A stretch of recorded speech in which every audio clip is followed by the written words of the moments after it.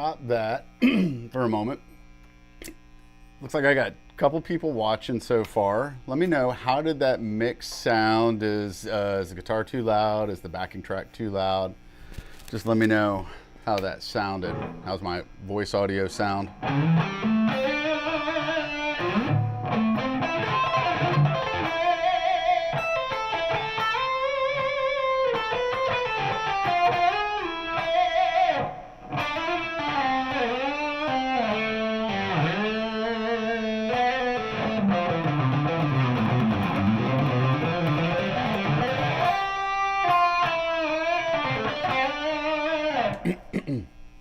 Today I was going to talk about when to use Dorian minor versus the natural minor or the Aeolian mode, versus like instead of just always using like minor pentatonic.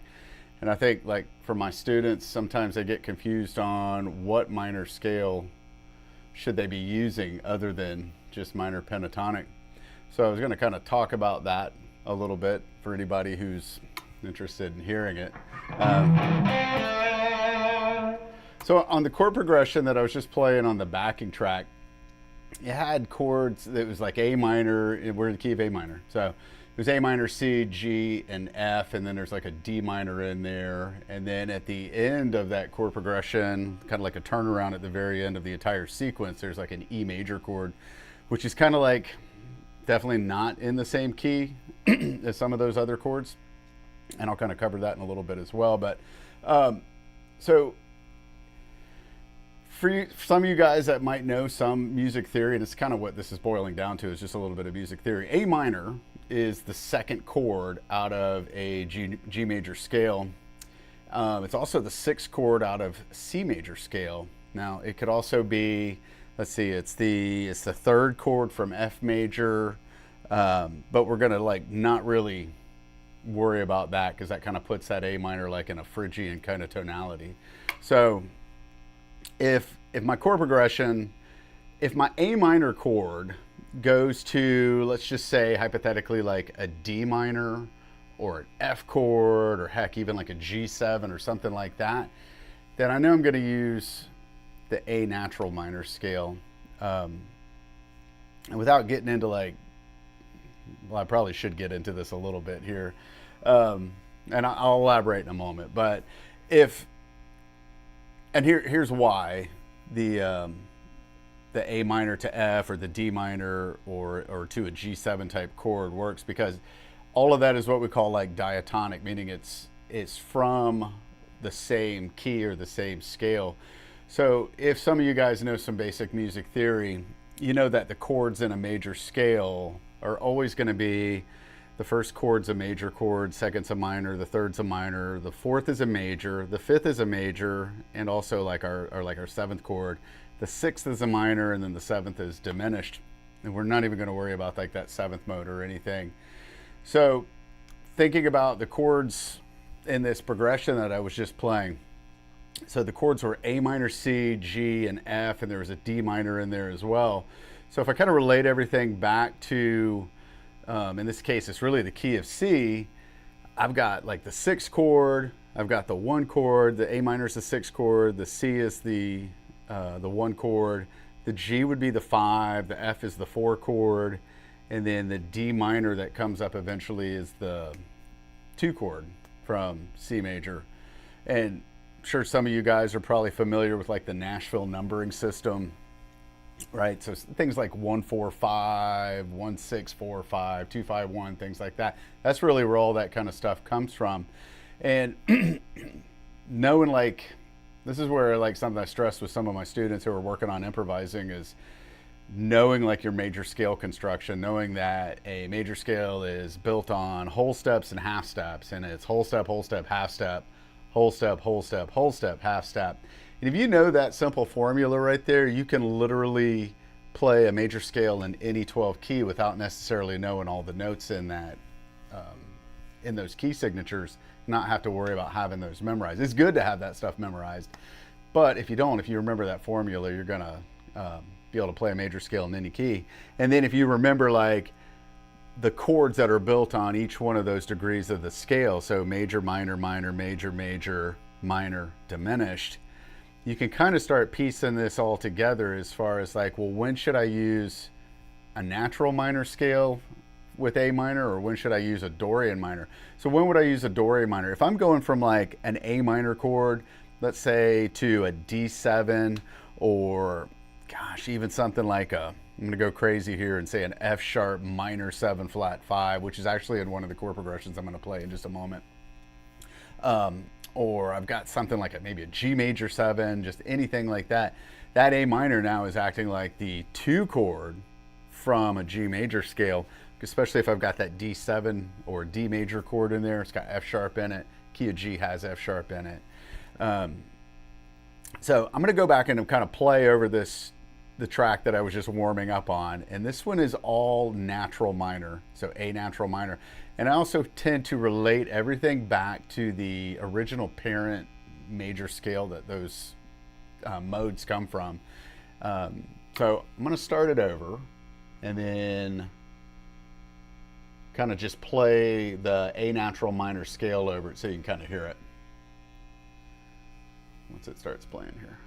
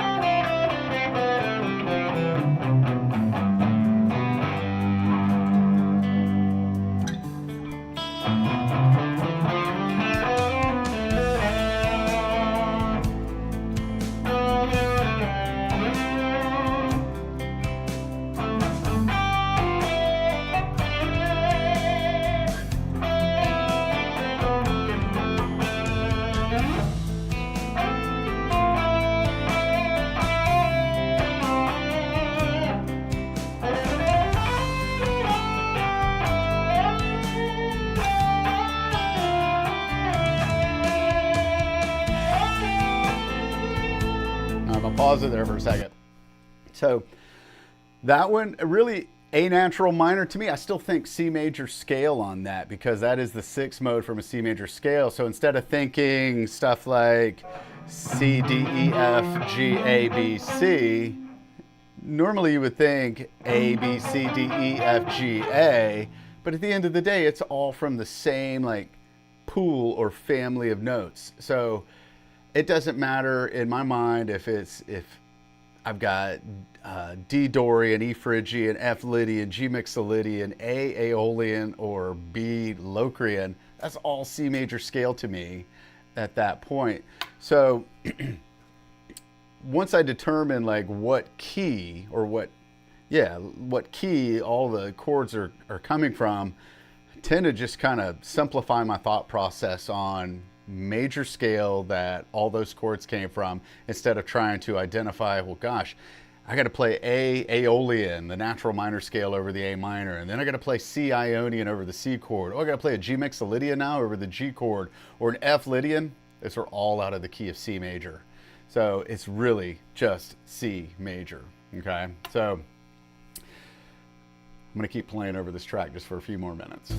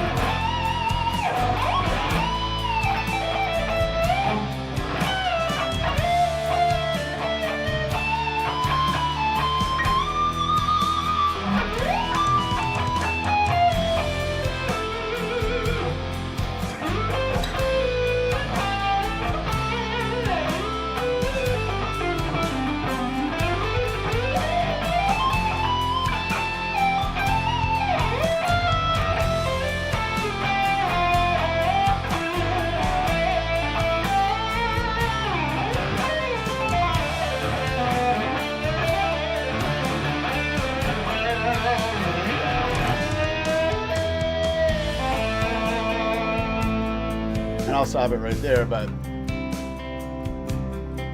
over all of those chords, I'm literally just thinking C major over all of that. Just, and I know it seems kind of counterintuitive. It's like a minor chord progression. Why in the world would I be thinking C major over that? It's not like it's going to come across as sounding, it's not going to have that happy kind of sound to it when you play it. Your ears are going to guide you, and you're going to hit those right notes based on what you're hearing in your mind. Another thing is you kind of get to a certain level where you're not even thinking about scale fingerings or positions and things like that. You just happen to know. This is where something else I stress with students is memorizing the fingerboard, meaning that you just know where all these notes are. You know the entire fingerboard. Once you've got that, I tell you, that really opens up just a world of possibilities for you. So that way you're not locked into like a box, you know, like, you know, you think about like 5 pentatonic boxes, like the cage system and things like that. I don't like to get locked into that, but I understand in the beginning, that's kind of what you have to do. I know at one time I was heavily reliant upon that. So anyway, now I'm going to shift gears. So that was A natural minor. Now I'm going to talk about like the Dorian minor. So this would be one that the chords are going to be like, I'm thinking that the A minor is the second chord out of a G major scale. So that means I'm going to have chords like possibly, obviously G major, but I'm going to have maybe like a D7 or some kind of dominant 7th chord like that. So on this next one here, let me get to it here. Let me see, Dorian. This one I think is a little bit more of like a funky kind of track. And if you guys have any questions, don't feel free to chime in. Let me know that you guys are there.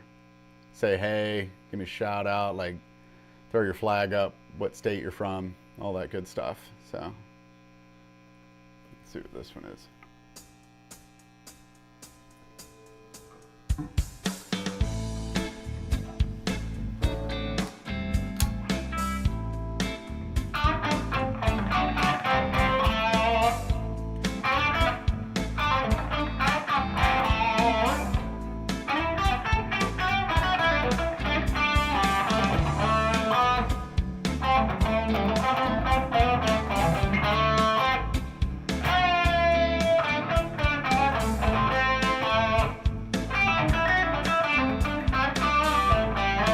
So in this one, this has like a kind of a static A minor chord for a little bit.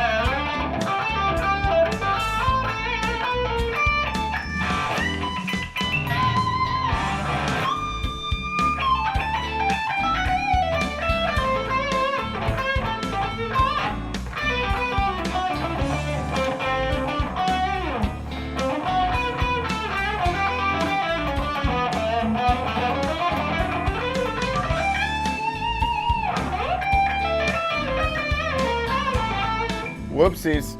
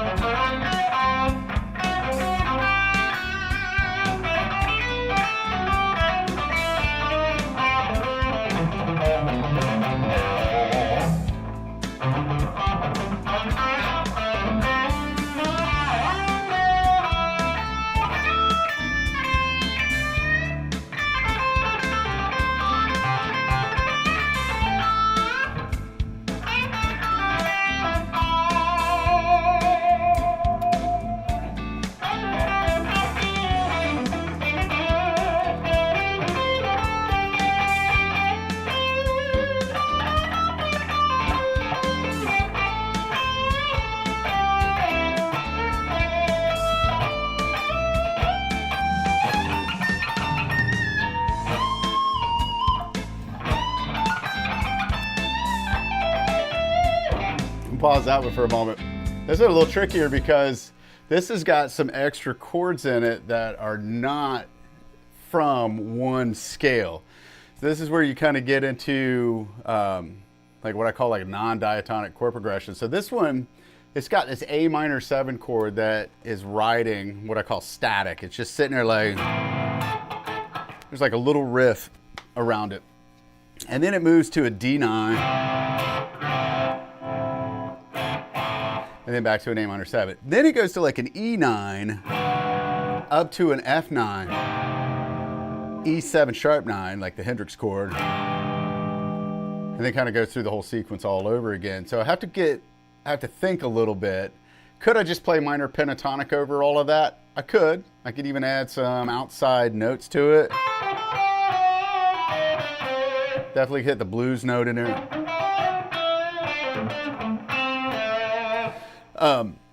But as I get to like the E9, the E9's got a G sharp in it, and like the A Dorian minor doesn't have a G sharp in it. Neither does minor pentatonic. But if I kind of just reach out a little bit and over that chord, and then over the F9, well, it's got, let's see.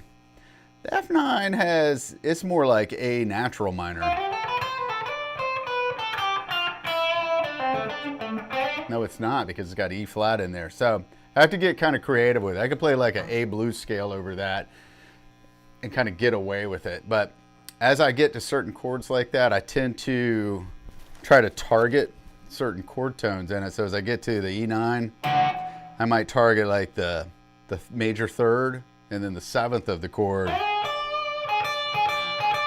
Same thing on the F9.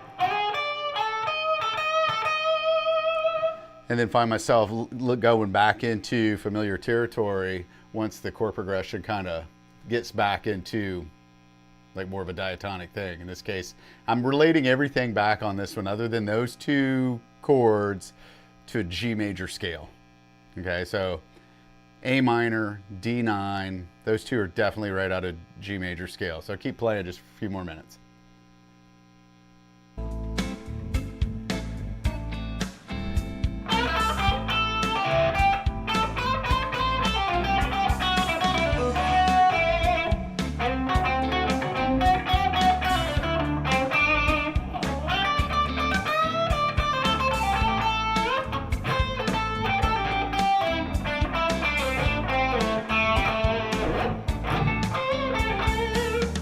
Here's the E9. Here's the F9.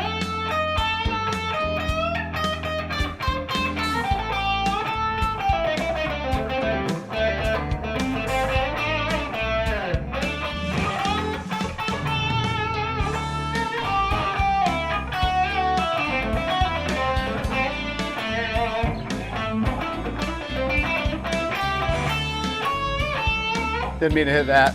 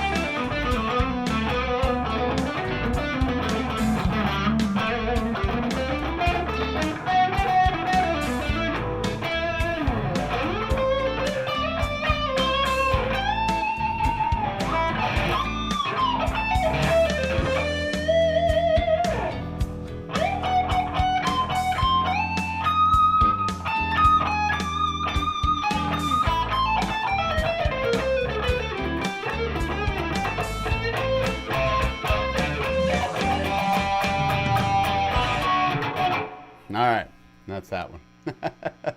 So anyway, I just relate that back to ultimately just the major scale it comes from. And if you don't have some of those concepts I was talking about at the beginning of the video kind of learned yet.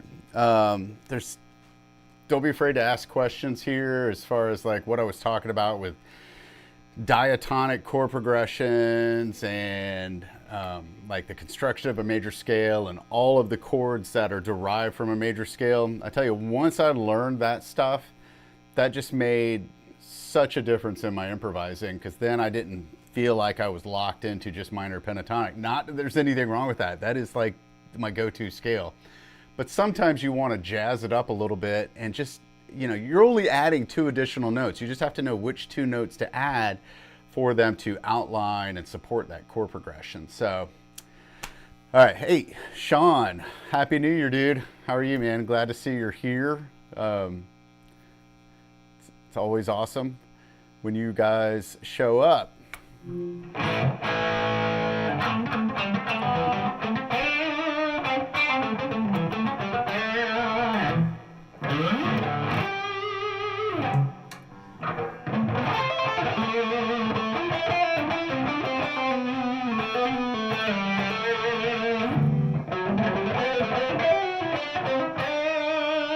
My phrasing seems to be a little off on some of those. That was kind of a tricky chord progression that I just played over. Any of those funk kind of things like that kind of give me a hard time. All right, I'm going to shift gears now. Let's see. I'm going to go to another one that's natural minor. I'm just sticking with key of A minor tonight, just to kind of show the differences, and I'll tell you the chord progression that's going on and why I choose either the Dorian minor scale or the Aeolian natural minor scale. So that's, and also like the Aeolian mode, like the Dorian mode. The Aeolian is also known as that natural minor scale. So you can hear them referred to as both. All right, let's see. So we just did Dorian. Let me see what this next one is. If this is the one I think it is, this is a minor blues, but with like a couple of like turnaround chords in it that I'll kind of talk about after I play over it a couple minutes.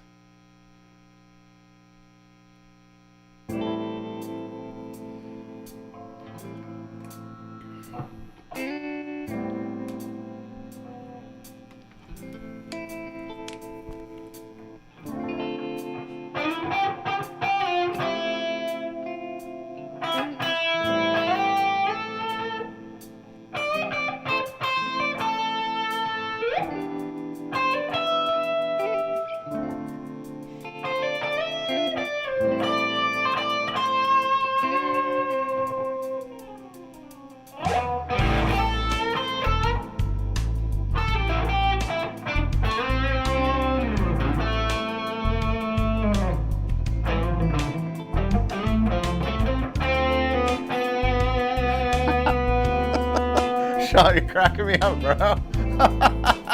Yes, dude. I think I had that same sub, man.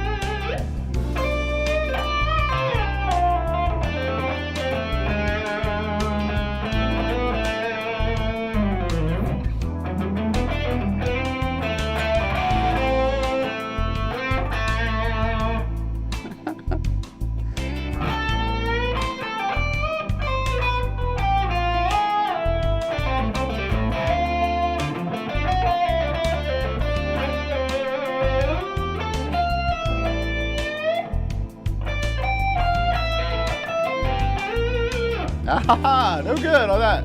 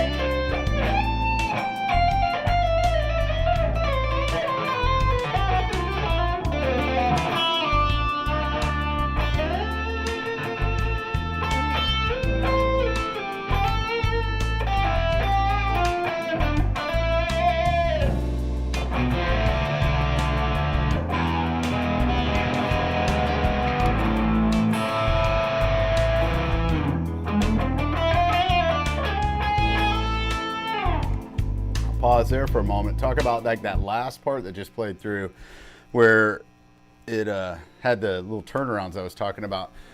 So, Sean, I am an Aeolian subscriber. Nice, I love it. And then your daughter is digging the jams tonight. We'll tell her I appreciate that. That is so cool. This chord progression, it's just a minor 1-4-5, minor blues. So it's A minor, it's D minor, it's E minor. It could be like minor sevenths too. Those still work just the same. So the first time through, it's 12-bar blues. First time through, it's just standard, nothing crazy going on. But then the second time it plays through, it's got like a B minor 7 flat 5. I don't know, I got like, I'm running through my Marshall right now, so I've got all this distortion, but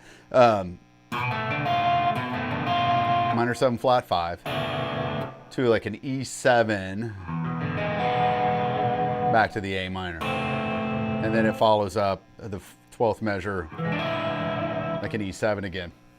So the B minor 7 flat 5 is, if we're treating this like it's from the natural minor scale, that chord still works with a, believe it or not, just a C major scale over it, because I'm treating that A minor scale as C major, relating everything back to the major scale that the chords come from.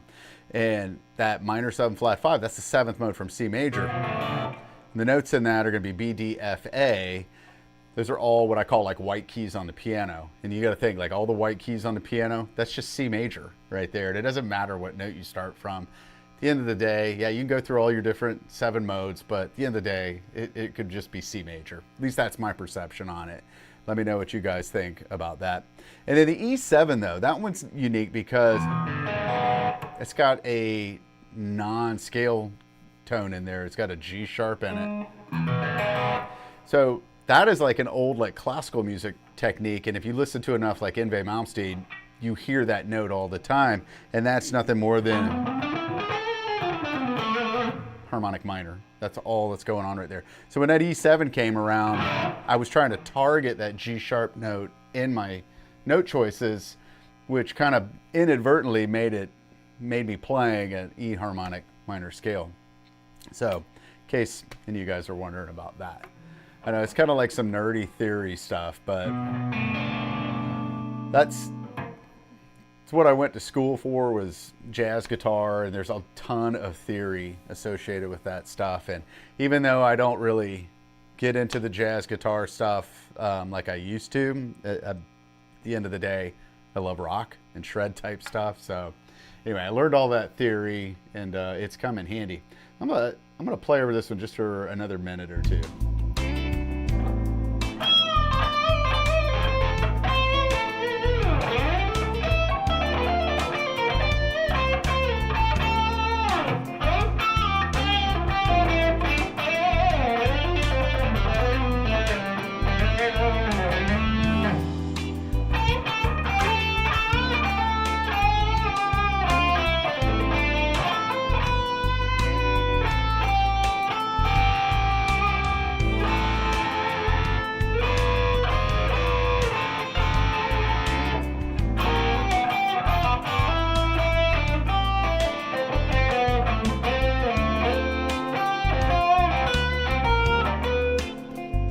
Not that.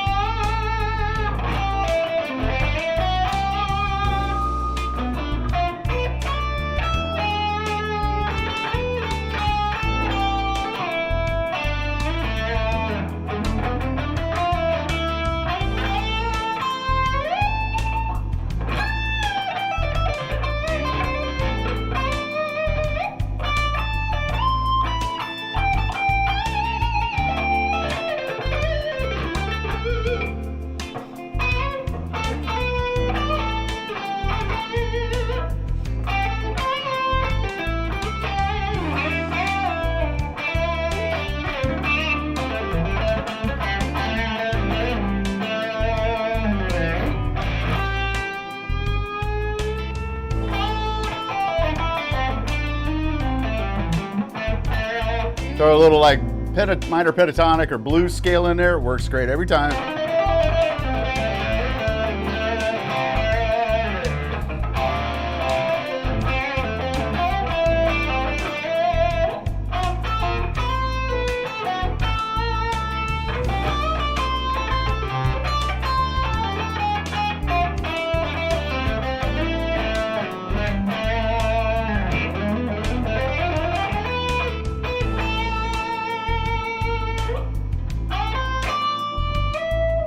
I'm gonna stop on that one. So anyway, if you have any questions, feel free to ask. Hopefully I got the answer for them. I tell my students sometimes that I know a lot of stuff, but I don't know everything. Sometimes I will get a question that stumps me. So, all right, let's see. Now this next one's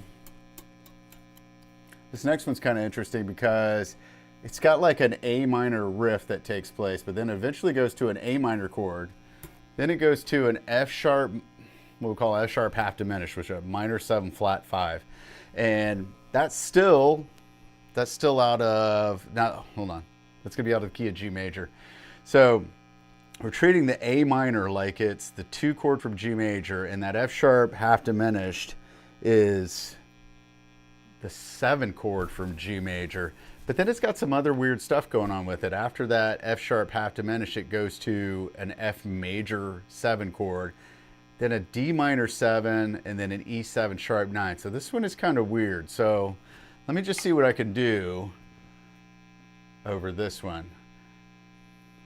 Oh man, thanks Sean, I appreciate that. The little half step slides, appreciate that. Awesome.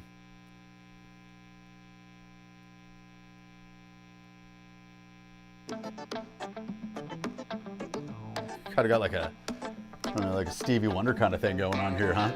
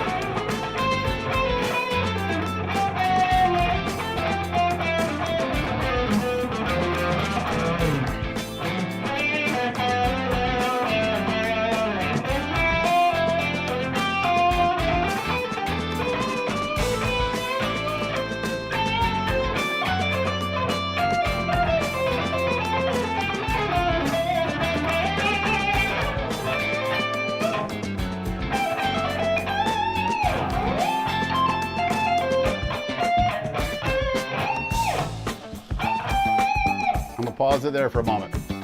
So this one's weird because got the A minor riff that's going on, and then it kind of breaks down into like this, the F sharp half diminished to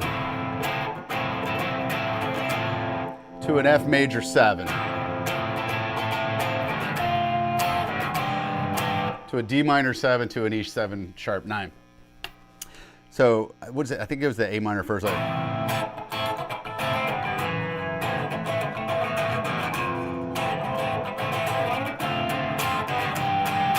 So that one I got to approach really cautiously if I want it to sound unique and sophisticated. I don't want to just play like pentatonic over it, because there's going to be some notes that I'm leaving on the table there that I could put in to my note choices. So honestly, I kind of go from when the A minor chord to the F sharp half diminished. I'm thinking G major over that. And then when it gets to the F major 7, to the D minor 7, both of the F major 7 and the D minor 7 are, that's the 4 chord and the 2 chord out of C major. Whereas the A minor and F sharp half diminished, those are the 2 and the 7 chord from G major. So I'm kind of switching it up. Like when it gets to that F major 7, basically all I'm doing is ditching the F sharp in the scale and going to an F natural. And then that E7 sharp 9, well, that's kind of like its own little weird thing. That actually can be like derived from one of the modes out of a melodic minor scale. But I just kind of look at that as like a wild card right now. Play a blues scale over it, play chromatic, play whatever the heck you want over that thing. And it's going to sound, it's going to sound good. So let me keep playing over this one a little bit.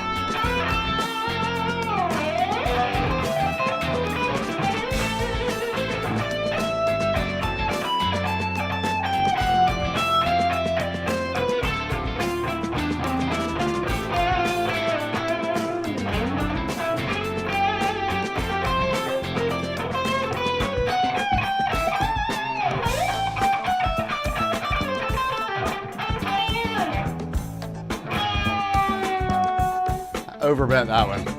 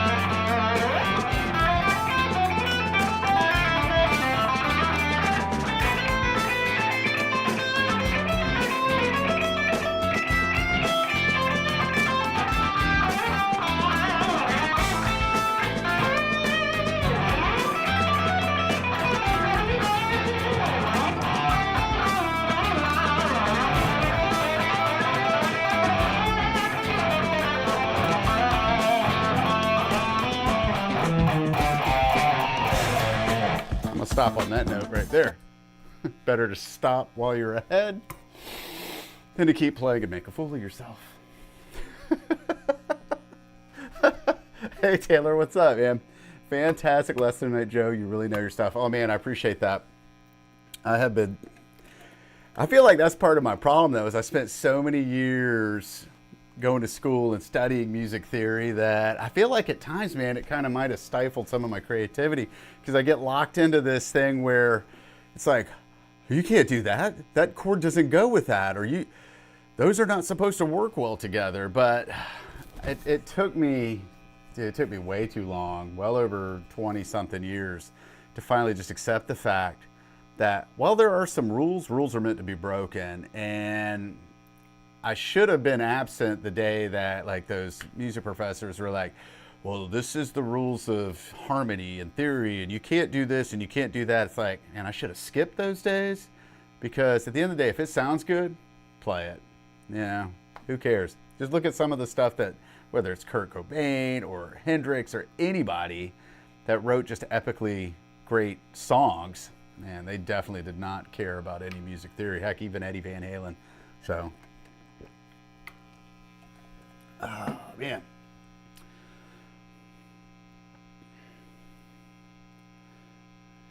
I'm glad I cut that one off when I did, because that was actually the end of that one. So, now tonight I didn't want to go like too crazy and bore you guys to death. I see there's only about 3 of you left, 4 of you now in the audience. So, I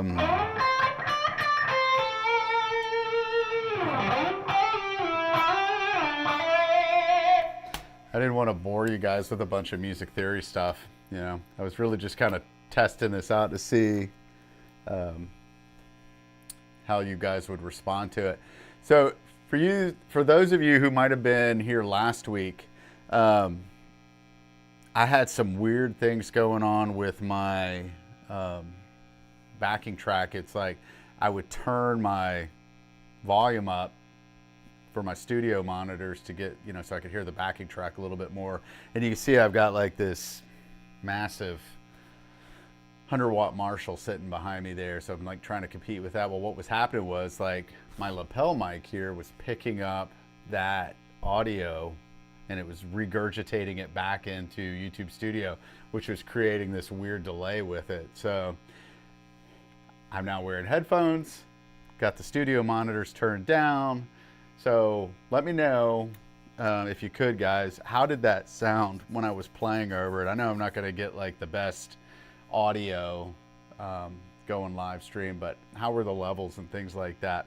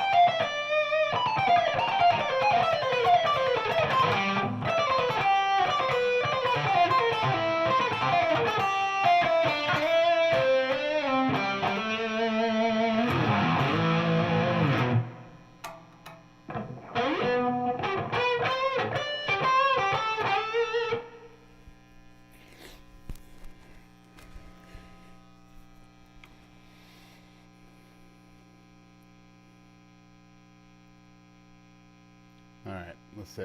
Which one? There was one. Actually, I think I liked this one. I'm gonna do a little bit more on this one I did earlier.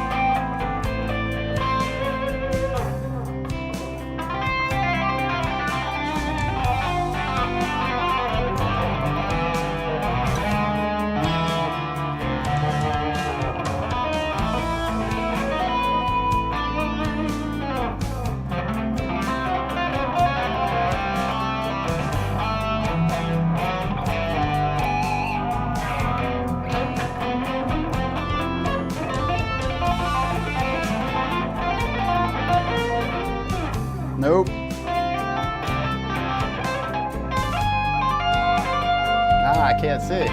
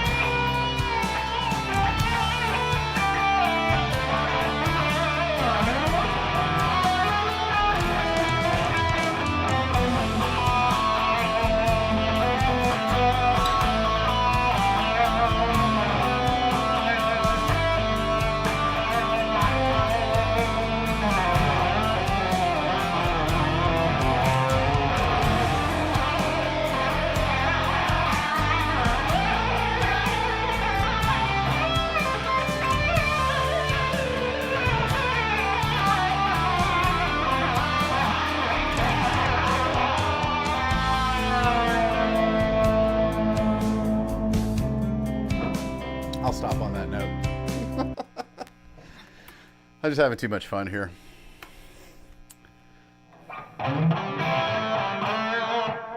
Turn that delay off. It's too much.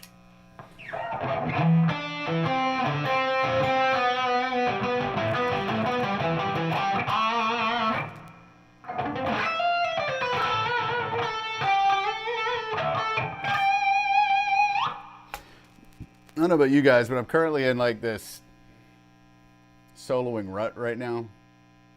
And I know, or plateau, whatever you want to call it. I know we all go through it. And I think I'm on one right now where it seems like I'm just playing the same lick ideas over and over and over again. And I got to branch out. I got to break away from that. Which means I got to learn some more stuff. Just get my fingers out of their normal routines and stuff. I'm sure you guys go through that as well.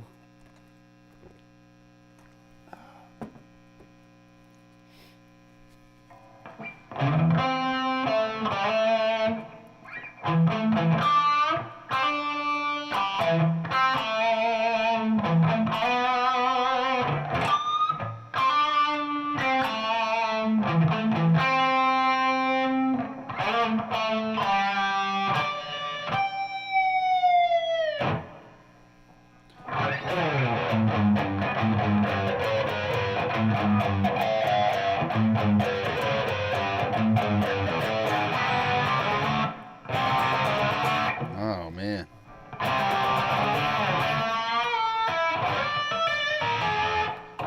Better not try to play that right now. All right. Well, I think I'm going to call it a night on that note. Kind of went over, you know, differences between Dorian and natural minor. And don't forget, you know, if you guys have any questions after the fact, don't be afraid to comment on this video after it's, you know, after we end the live stream.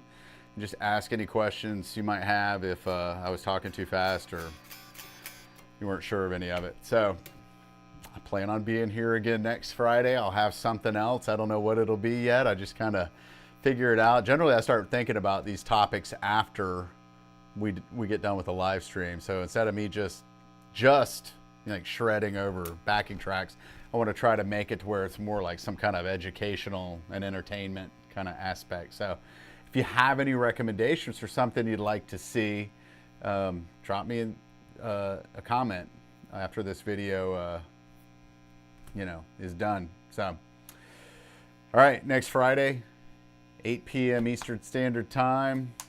Sean, Taylor, it's great seeing you guys, and I'll catch y'all next week.